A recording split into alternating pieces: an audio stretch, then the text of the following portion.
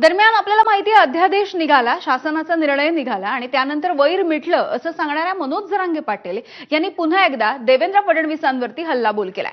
मुंबईमध्ये पाय ठेवू देणार नाही असं म्हणणाऱ्यांना वर्षावरती जाऊन धुतलं असतं असं वादग्रस्त वक्तव्य जरांगे पाटील यांनी केलंय आणि सोबतच उपमुख्यमंत्री एकनाथ शिंदे यांच्यावर त्यांनी स्तुतीसुमनं उधळली। आंदोलकांचा गैरफायदा घेऊन काहींचा सरकार अस्थिर करण्याचा प्रयत्न होता असा आरोप ठाकरेंच्या शिवसेनेचे खासदार संजय राऊत यांनी केला।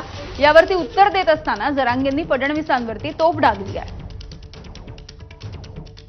त्या आंदोलनाचा काही लोक राजकीय दृष्ट्या जर गैरवापर करून राज्याचं सरकार अस्थिर करण्याचा प्रयत्न करीत होते, पण देवेंद्र फडणवीस यांनी उच्च न्यायालयाच्या निर्णयानंतर तात्काळ जी पावलं उचलली, त्यानंतर ज्यांना हे सर्व घडवायचं होतं त्यांच्या त्या संपूर्ण योजना बारगळल्या। पण असं खरं असल्याने मी लगेच खरं म्हणलो असतो आणि आम्हाला आरक्षण नव्हतं पाहिजे। आणि काय म्हणले पुढं, सर आरक्षण नव्हतं पाहिजे, मुंबईत काय करायचं होतं, फडणवीसांना घ्यायचं। हां फक्त फडणवीसला घ्यायचं होतं। आम्ही मग आता मुंबईत आम्हाला काय म्हणले होते, पाय ठेवून देणार नाही, उभा राहून देणार नाही, मराठी कशी मुंबईत येतो बघू, एक दिवसाची परवानगी। मग त्या राग आम्हाला जर तसं करायचं असलं फडणवीसला ते धुतलं असतं ते जाऊन वर्ष मागल्यावर।